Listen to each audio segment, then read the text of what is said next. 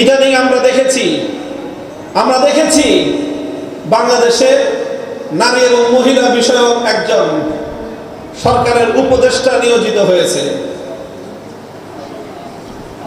কওমি মাদ্রাসাকে কটাক্ষ করাই তার এই উপদেষ্টার প্রধান মিশন।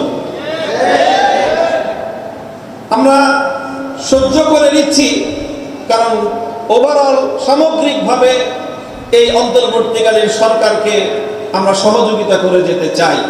এই জন্য আমরা এই কুলাঙ্গার একজন উপদেষ্টা তার কিছু কটাক্ষপূর্ণ এবং অত্যন্ত অশালীন কুরুচিপূর্ণ বক্তব্যগুলোকেও আমরা হজম করে নিচ্ছি, তবে আমরা একটা সীমা পর্যন্ত হজম করব। এরপরে কুখ্যাত এই শারমিন মুর্শেদের কটাক্ষপূর্ণ কথার জবাব যে ভাষায় দিতে হয় আমরা সে ভাষায় দেওয়ার জন্য প্রস্তুত। কওমি মাদ্রাসার যে বিচ্ছিন্ন ২-৪টি ঘটনাকে কেন্দ্র করে গোটা কওমি মাদ্রাসাকে তিনি যেভাবে কটাক্ষ করেছেন তার জবাব দেওয়ার ভাষা আমাদের জানা আছে, তবে সেই ভাষা আজকের জন্য সংযত রাখলাম। যদি প্রয়োজন হয় সেই ভাষায় জবাব দেওয়ার জন্য ইটের জবাব পাথর দিয়ে দেওয়ার মতো ভাষা এবং তার সে কৌশল এবং সেই আঙ্গিক আমাদের জানা আছে। আমাদের কওমি মাদ্রাসাগুলোর প্রতিষ্ঠার অন্যতম দ্বিতীয় বুনিয়াদী উদ্দেশ্য ছিল জিহাদ ফি সাবিলিল্লাহ। জিহাদ ফি সাবিলিল্লাহর অর্থ হলো আল্লাহর জমিনে আল্লাহর দ্বীনকে রক্ষা করার জন্য, আল্লাহর দ্বীনের গৌরব, আল্লাহর দ্বীনের মর্যাদাকে রক্ষা করার জন্য যখন যেই ভূমিকা পালন করতে হয়, এই কওমি মাদ্রাসাগুলো ইসলামের হাফিজ হুজুরের ভাষায় ক্যান্টনমেন্ট এবং দুর্গের ভূমিকা অবতীর্ণ হতে হবে। এই জন্য এই যে তাআল্লুক মা আল্লাহ এবং জিহাদ ফি সাবিলিল্লাহ, রাতের অন্ধকারে আল্লাহর দরবারে তাহাজ্জুদের জায়নামাজে দাঁড়িয়ে চোখের অশ্রু নজরানা পেশ করব, আবার দিনের বেলা আল্লাহর দ্বীনের জন্য, আল্লাহ নবীর ইজ্জতের হেফাজতের জন্য শাপলা চত্বরকে বুকের রক্ত দিয়ে আমরা রঞ্জিত করব।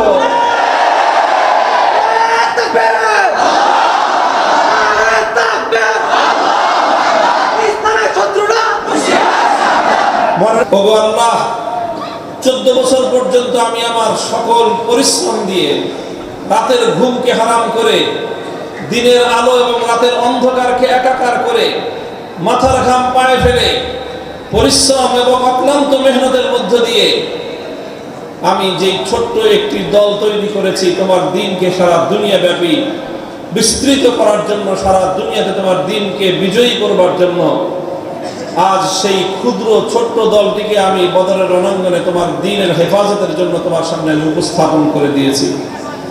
আর আমার এই ক্ষুদ্র ৩১৩ জনের এই দুর্বল সহায় সম্বলহীন এই জামাতটিকে ধ্বংস করার জন্য, নিঃশেষ করে দেওয়ার জন্য সকল বাহ্যিক শক্তিতে বলিয়ান আবু জাহালের নেতৃত্বাধীন এই কুরাইশের বাহিনী তারা উপস্থিত। স্বাভাবিক হিসেবে যখন মোকাবেলা হবে, লড়াই যখন হবে, তখন আমাদের এই দলটা তাদের মোকাবেলায় টিকবার কথা না। আল্লাহ, তুমি যদি চাও এই জমিনে তোমার ইবাদত টিকে থাকুক, কিয়ামত পর্যন্ত তোমার দ্বীনের ঝান্ডা জমিনের মধ্যে সমুন্নত থাকুক, কিয়ামত পর্যন্ত তোমার বান্দারা তোমার নাম উচ্চারণ করুক এবং তোমার জন্য তোমার এই জমিনে তোমার বান্দারা সেজদায় লুটিয়ে তোমার দরবারে তারা তোমার ইবাদতের নজরানা পেশ করুক, তাহলে আল্লাহ তুমি আমার এই ছোট্ট দলটিকে তুমি হেফাজত করো, সাহায্য করো। আর যদি তুমি চাও কিয়ামত পর্যন্ত তোমার এই জমিনে তোমার ইবাদত বন্ধ হয়ে যাক, তোমার দ্বীনের নাম নিশানা মুছে যাক, তোমার এই জমিনে তোমার দ্বীনের ঝান্ডা ভুলুণ্ঠিত হয়ে পড়ুক, এটা যদি তোমার কাছে মঞ্জুর হয়, তাহলে তুমি আমার এই ক্ষুদ্র দলটিকে তুমি ধ্বংস করে দাও। অর্থাৎ আল্লাহর নবীর দোয়ার সারমর্ম ছিল এই, আল্লাহ, আজ এই জমিনের মধ্যে তোমার দ্বীন এবং তোমার ইসলামের হেফাজত, তোমার দ্বীন এবং তোমার ইসলামের সংরক্ষণ নির্ভরশীল হয়ে পড়েছে এই ক্ষুদ্র দলটির উপর। কাজেই আল্লাহ, তুমি ইসলামকে হেফাজত করার স্বার্থে আমার এই ক্ষুদ্র সাহাবায়ে কেরামের দলটিকে তুমি রক্ষা করো। মুহতারাম হাজিরিন, আমরা জানি আল্লাহ পাক রব্বুল আলামিনের যেই মর্যাদা, আল্লাহর যে শান, আল্লাহ পাক আল্লাহর দ্বীনকে দুনিয়ার কোনো মাখলুকের মুখাপেক্ষী আল্লাহ করেননি।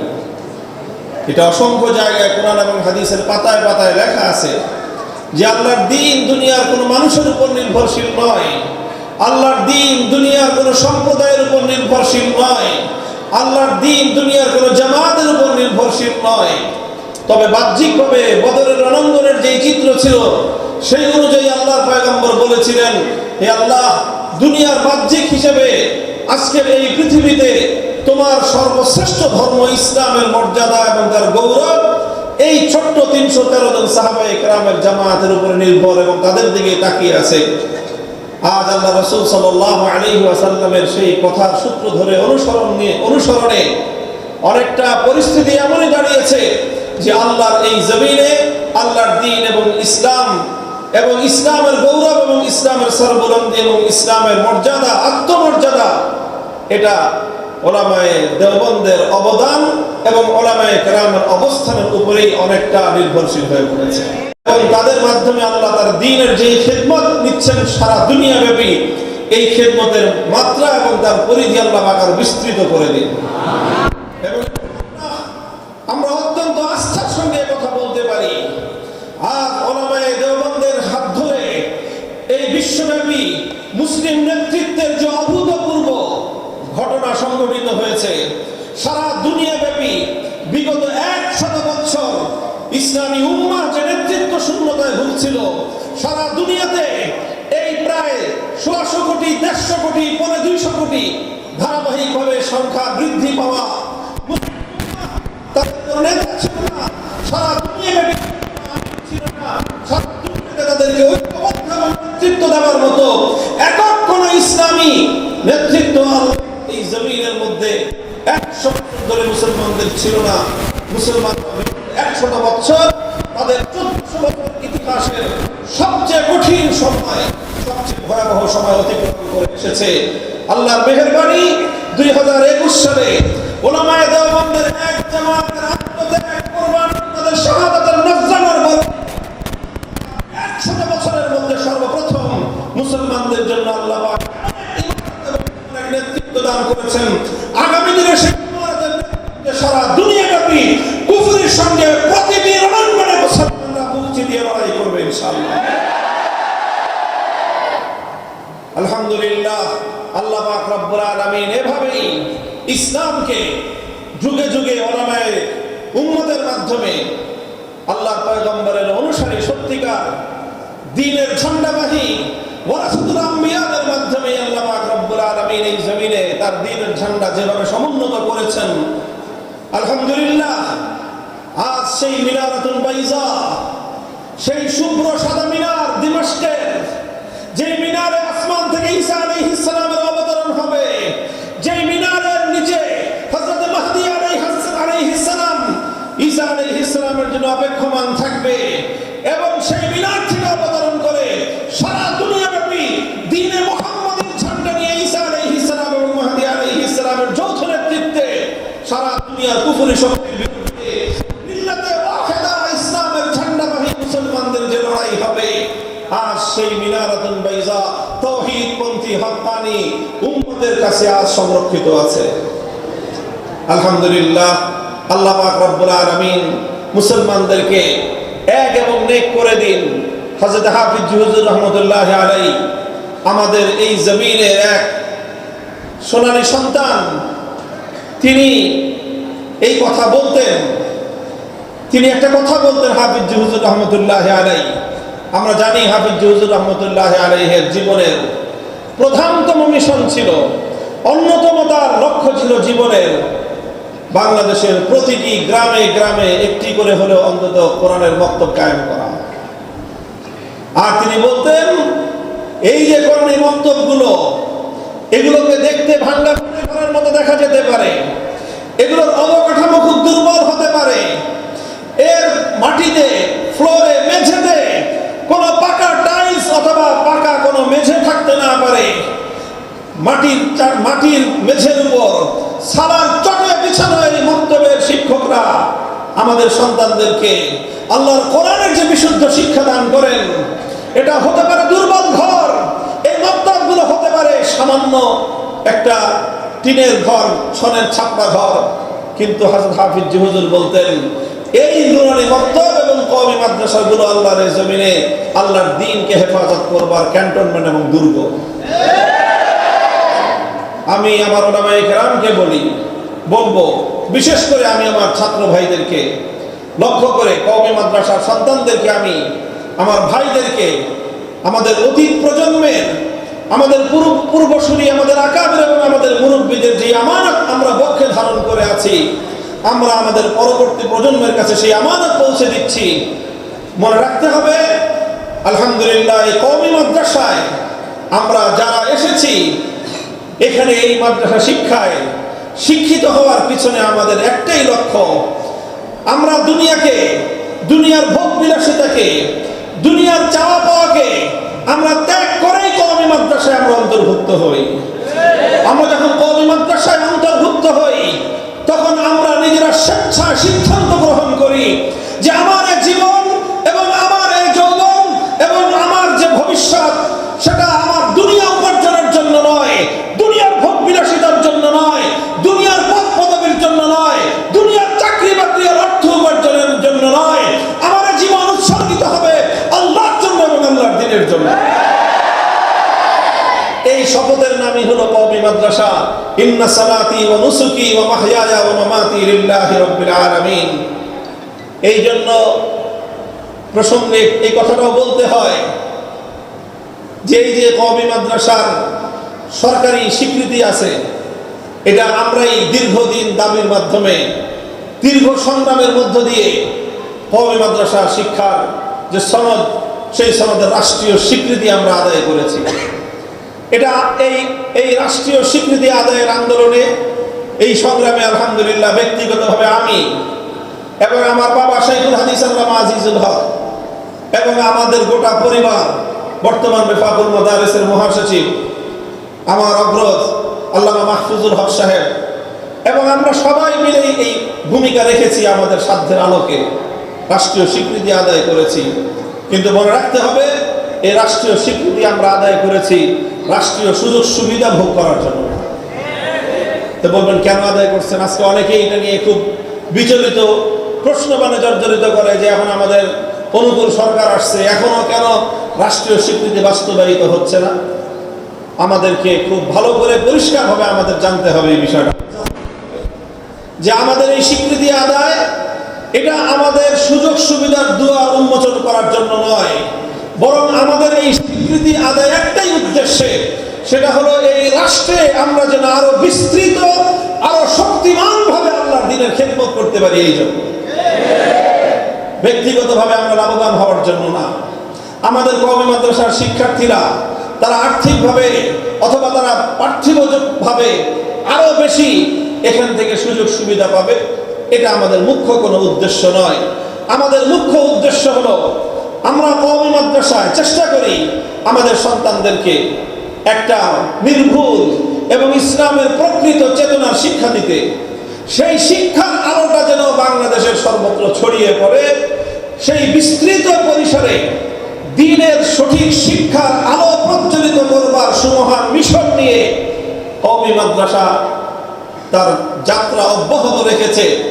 আমরা রাষ্ট্রীয় স্বীকৃতির সেই দিকগুলো বাস্তবায়ন দেখতে চাই, যেই দিকগুলো বাস্তবায়িত হলে আমাদের কওমি মাদ্রাসায় প্রাপ্ত সঠিক শিক্ষা বাংলাদেশের বিস্তীর্ণ অঞ্চল জুড়ে, প্রতিটি কোনায় কোনায়, সমাজের প্রতিটি সেক্টরে ইসলামের সঠিক শিক্ষার আলো যেন আমরা ছড়িয়ে দিতে পারি, আমরা সেই সুযোগটুকু শুধু চাই। আমরা নিজেদের সুযোগ সুবিধার চেয়ে আল্লাহর দ্বীনের খেদমত করার সুযোগটা চাই।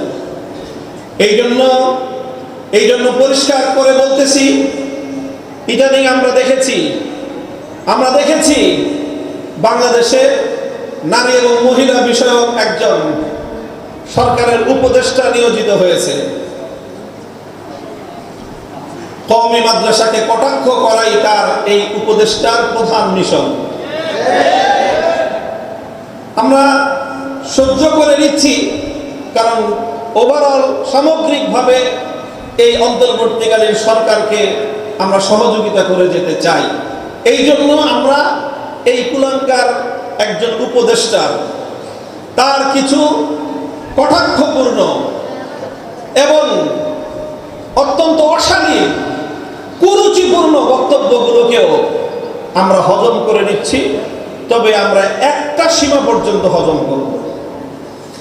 এরপরে কুখ্যাত এই শারমিন মুর্শেদের কটাক্ষপূর্ণ কথার জবাব যে ভাষায় দিতে হয় আমরা সে ভাষায় দেওয়ার জন্য প্রস্তুত থাকি।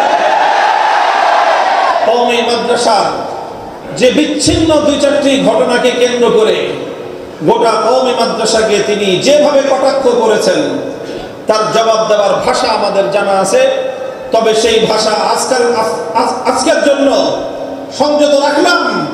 যদি প্রয়োজন হয় সেই ভাষায় জবাব দেওয়ার জন্য ইটের জবাব পাথর দিয়ে দেওয়ার মতো ভাষা এবং তার সে কৌশল এবং সেই আঙ্গিক আমাদের জানা আছে। আল্লাহ পাক রব্বুল আলামিন কওমি মাদ্রাসাকে হেফাজত করেন। কওমি মাদ্রাসা প্রতিষ্ঠার উদ্দেশ্যে এই মাদ্রাসাগুলোকে আল্লাহ পাক রব্বুল আলামিন অবিচল অটুট থেকে পাহাড়ের মতো দৃঢ় এবং অবিচ্ছেদ্য থেকে সামনের দিকে অগ্রসর হওয়ার তৌফিক দান করেন।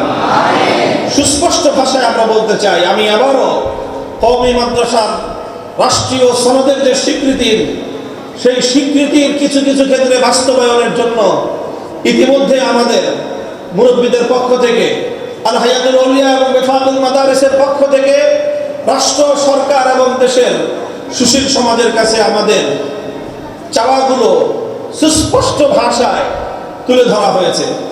তার মধ্যে অন্যতম একটা হলো এই যে বাংলাদেশের জাতীয় শিক্ষা ব্যবস্থা স্কুল কলেজ ইউনিভার্সিটি লেভেল পর্যন্ত যে শিক্ষা ব্যবস্থা সারা দেশে পরিচালিত হয় এবং রাষ্ট্রীয় অর্থায়নে পরিচালিত হয় এবং সেই রাষ্ট্রীয় অর্থায়নে আমাদের ঘাম ঝরানো ট্যাক্সের পয়সাও ব্যয়িত হয়। এই কথাটাও আরেকটা কথা বলে রাখি, সমাজের কিছু মানুষ আছে ওনারা আমাদের কওমি মাদ্রাসার ছাত্র শিক্ষকদেরকে কটাক্ষ করে বলে যাকাত খাও, ফিতরা খাও, বড় বড় কথা বলে না। আমি ওই সকল সুশীল এবং শিক্ষিত জেনারেল শিক্ষা প্রতিষ্ঠানগুলো থেকে শিক্ষাপ্রাপ্ত পাবলিক বিশ্ববিদ্যালয়গুলো থেকে পাবলিক কলেজ এবং পাবলিক স্কুলগুলো থেকে শিক্ষাপ্রাপ্ত শিক্ষিত শ্রেণীকে আমি লক্ষ্য করে বলতে চাই, আমরা যদি যাকাত ফিতরা খাই তোমরা কি খাও? তোমরা কার বাবার টাকা খেয়ে প্রতিপালিত হও? বাংলাদেশের প্রতিটি পাবলিক বিশ্ববিদ্যালয়, প্রতিটি পাবলিক কলেজ, প্রতিটি পাবলিক স্কুলে রাষ্ট্রীয় কোষাগারের শত শত হাজার হাজার কোটি টাকা ব্যয় হয়। সেই কোটি টাকা কোন ছাত্রের বাবা দেয়? সেই টাকাগুলো বাংলাদেশের আপামর সকল মানুষের মাথার ঘাম পায়ে ফেলানো ট্যাক্সের পয়সা থেকে অর্জিত হয়। সেই ট্যাক্স আমরা দিই। আমি গত বছরও প্রায় 2 লক্ষ টাকা আমি ট্যাক্স দিয়েছি সরকারকে। তো এভাবে সারা দেশের মানুষ ট্যাক্স দেয়। আমার মেহনতি মানুষ, গরিব দুঃখী মানুষ, রিক্সা চালক, ভ্যান গাড়িওয়ালা, নৌকার মাঝি, রাস্তার মেহনতি, এমনকি ফকির, দরিদ্র, অভাবী, রাস্তার দরিদ্র গরিব ফকিররা তারা ভিক্ষা করে যে টাকা কামায়, সেই টাকা দিয়ে দিন শেষে যখন 1 প্যাকেট লবণ কিনে, আটা কিনে, আলু কিনে, চাল কিনে, ডাল কিনে, তাদের ক্রয়কৃত সেই প্রতিটি পণ্য থেকে সরকার ভ্যাট কেটে টাকা নিয়ে যায় 15%। আমরা টাকা দেই 100 টাকা, লবণ পাই 85 টাকা, বাকি 15 টাকা ভ্যাট কেটে নিয়ে যায় সরকার। এইভাবে গরিবের ফকিরের ভিক্ষার 15 টাকা দিয়ে ঢাকা বিশ্ববিদ্যালয়ে তুমি মাস্টার্স পাস করো। ভিক্ষুকের 15 টাকা ট্যাক্সের পয়সা দিয়ে প্রতিটি মেডিকেল কলেজ থেকে তোমরা ডাক্তারি পাস করো। আমাদের কওমি মাদ্রাসাগুলোতে আমরা প্রতিদিন বোর্ডিং এ যে ডালের পানি খাই, ওই যে ডাল কিনে আনি, আমার ডালের টাকা থেকে 15 টাকা দিয়ে তুমি বুয়েট থেকে ইঞ্জিনিয়ার হয়ে বের হও। লজ্জা থাকা উচিত। আমার টাকা দিয়ে পালিত হয়ে তুমি আমাকে বলো যাকাত খাই।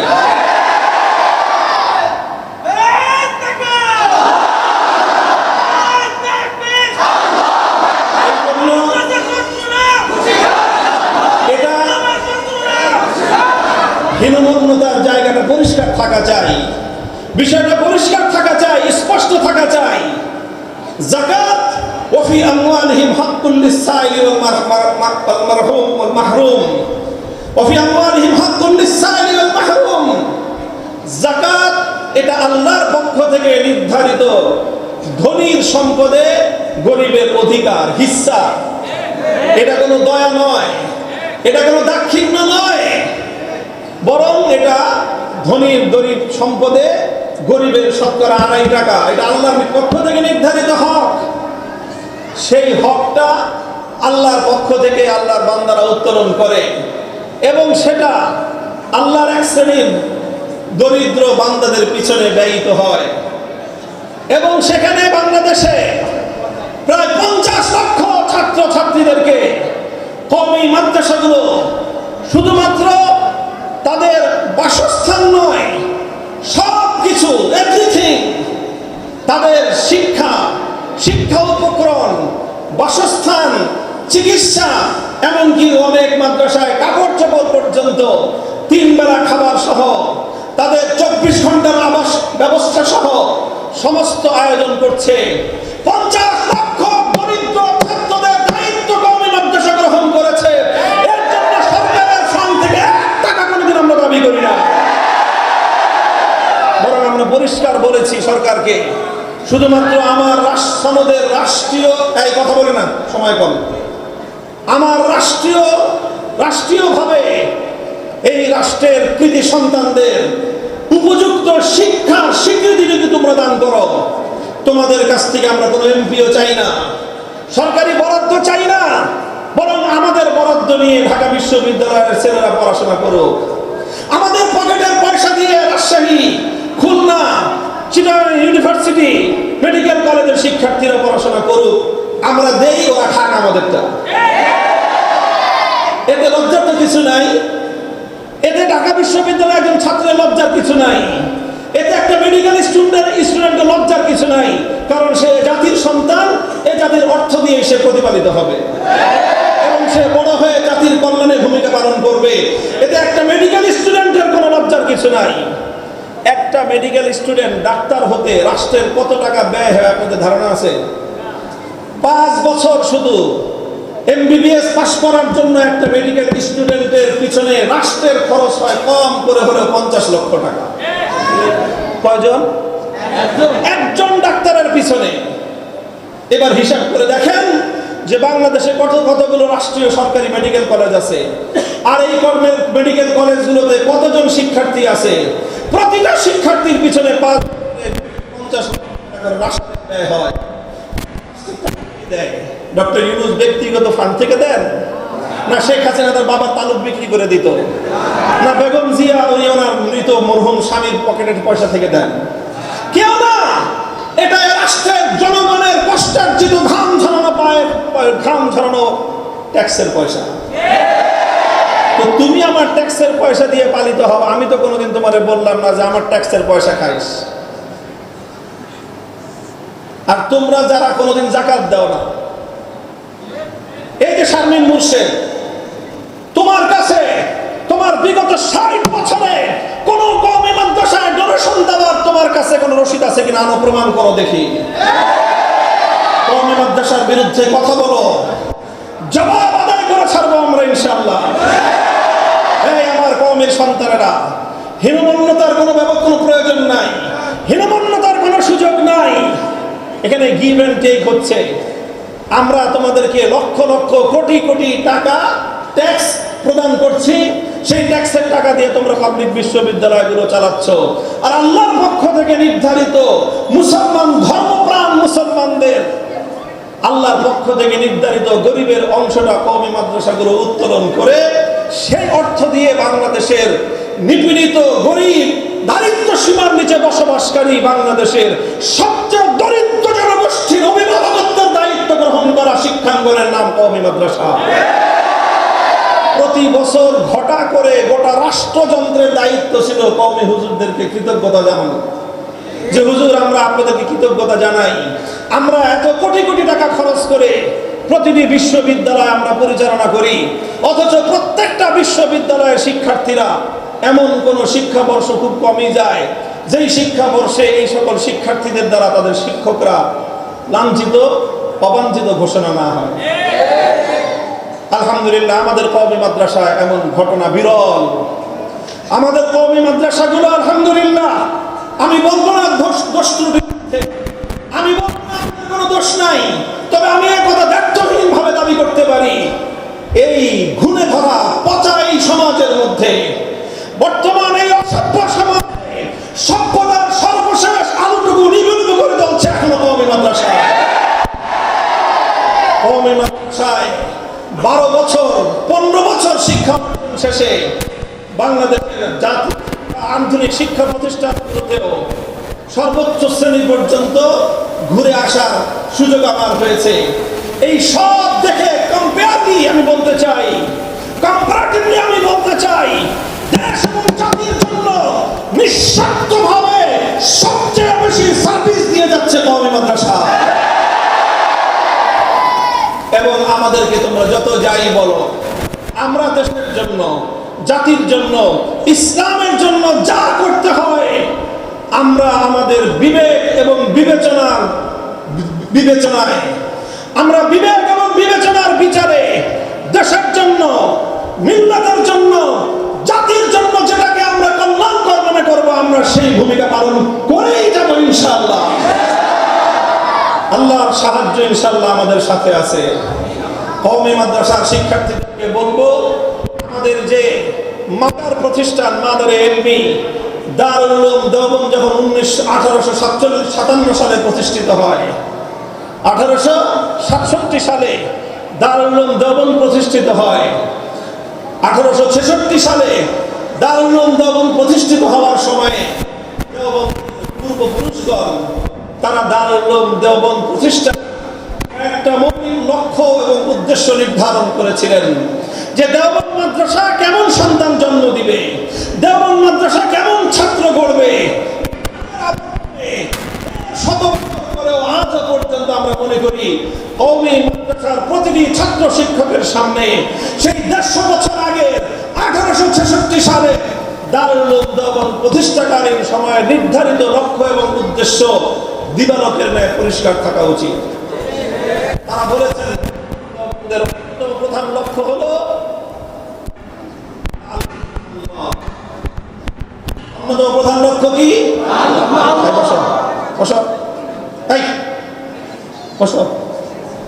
প্রধান লক্ষ্য হলো তাআল্লুক মা আল্লাহ। আমার কওমের সন্তানেরা, এটাই হলো আমাদের শেকড়, এটাই হলো আমাদের বুনিয়াদ, এটাই হলো আমাদের অস্তিত্বের সর্বপ্রথম ইট। সেটা হলো কওমি মাদ্রাসার প্রতিটি সন্তানকে তাআল্লুক মা আল্লাহ তথা আল্লাহর সঙ্গে নিবিড় ভালোবাসার সম্পর্কের বন্ধনে আবদ্ধ থাকতে হবে। দুনিয়ার সকল মাখলুকাতের চেয়ে, দুনিয়ার সকল মানুষের চেয়ে এবং দুনিয়ার সকল শক্তির চেয়ে আমার সবচেয়ে বেশি নির্ভরতা থাকবে কার উপর? যে কোনো বিপদ আপদে দুনিয়ার অন্য সকলের সাহায্যের চেয়ে আমি সবচেয়ে বেশি আস্থা বিশ্বাস রাখবো কার উপর?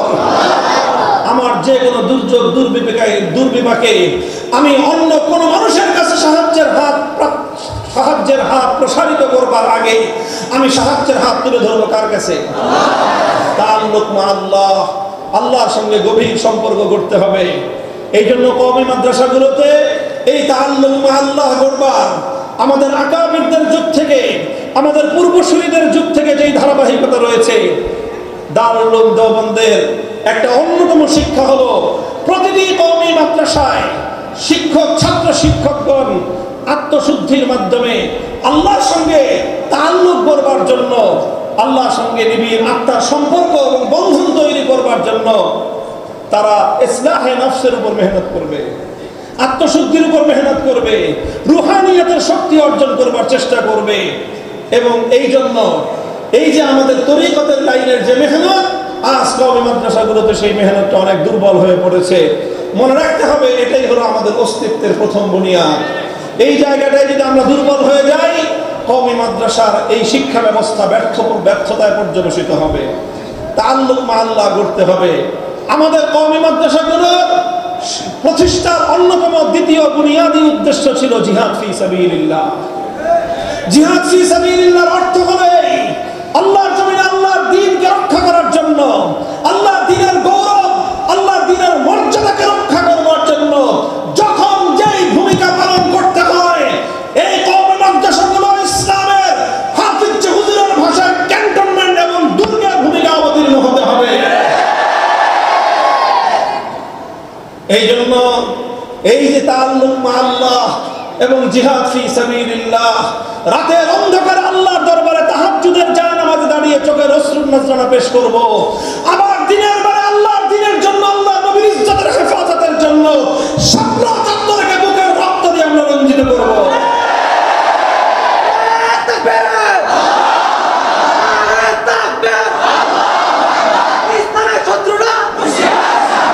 মনে রাখবে, আমরা যতদিন এভাবে আমাদের চোখের অশ্রু আর শাহাদাতের রক্ত দেওয়ার জন্য প্রস্তুত থাকব, আমাদের মাদ্রাসাগুলো সংরক্ষিত থাকবে, আল্লাহর জমিনে আল্লাহর দ্বীনের ঝান্ডা সমুন্নত থাকবে, ইসলামের গৌরব মাথা উঁচু করে থাকবে।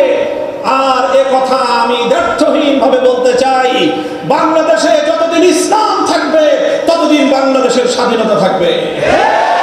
বাংলাদেশে যতদিন ইসলাম আত্মমর্যাদা নিয়ে থাকবে ততদিন বাংলাদেশের স্বাধীনতা সুরক্ষিত থাকবে।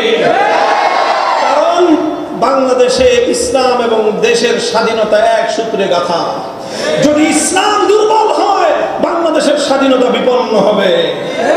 বাংলাদেশ গড়ে উঠেছে হাজার বছরের ইতিহাস। এই বাংলাদেশ গড়ে উঠবার পিছনে, এই বাংলাদেশের জাতি এবং রাষ্ট্র গঠনের পিছনে 100 নয় 200 বছরের, 150 বছর, 250 বছরের ইতিহাস পর্যালোচনা করো। এই বাংলাদেশ তার বাড়ির কাছে দিল্লিকে লাথি মেরে শত শত মাইলের দূরত্বে পিন্ডির সঙ্গে জোটবদ্ধ হয়েছিল একটাই উদ্দেশ্যে, যে আমরা কলকাতার দাদাবাবুদের আধিপত্য মানব না, আমরা দিল্লির গোলামিও করব না, আমরা স্বাধীন মুসলিম জাতিসত্তার পরিচয় নিয়ে পৃথিবীর বুকে আমরা বিচরণ করব। এরপরে যখন পিন্ডির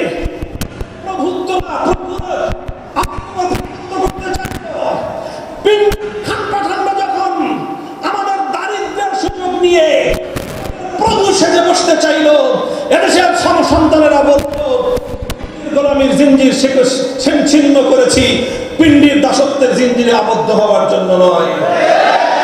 পিন্ডিকেও ঝাঁটাপেটা করে এখান থেকে বিদায় করা হয়েছে। এই হলো বাংলাদেশ।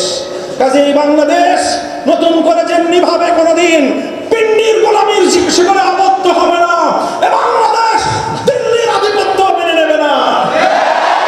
বাংলাদেশ যেভাবে দিল্লির কাছে মাথা নত করবে না, ওয়াশিংটন অথবা পিকিং, মস্কো অথবা অন্য কোনো আধিপত্যবাদী শক্তি যদি বাংলাদেশের জাতি এবং রাষ্ট্রকে পরাধীনতা করতে চায়, এদেশের কওমি মাদ্রাসাগুলোর যোদ্ধারা বুকের রক্ত দিয়ে দেশ এবং ইসলামকে রক্ষা করবে ইনশাআল্লাহ।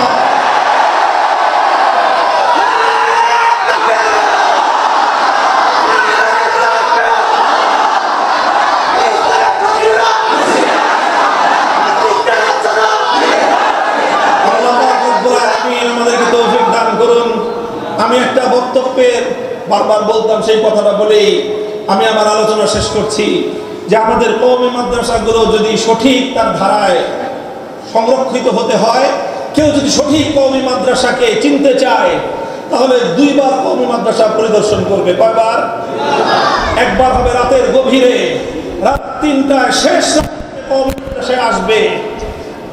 কওমি মাদ্রাসায় এসে যদি দেখে এই মাদ্রাসায় সব ছাত্র শিক্ষকরা শেষ রজনীতে বেহুশ ভাবে ঘুমের ঘোরে বিভোর নয়, বরং কিছু ছাত্র শিক্ষক তারা শেষ ঘুম থেকে উঠে আল্লাহর দরবারে সিজদায় পড়ে আছে, তাহাজ্জুদের জায়নামাজে গুনগুন কোরআনের কণ্ঠের আয়াত, কোরআনের তেলাওয়াতের আওয়াজ শোনা যায়, আল্লাহর দরবারে হাত প্রসার করে কান্নার আওয়াজ যদি শোনা যায়, দ্যাট ইজ কওমি মাদ্রাসা।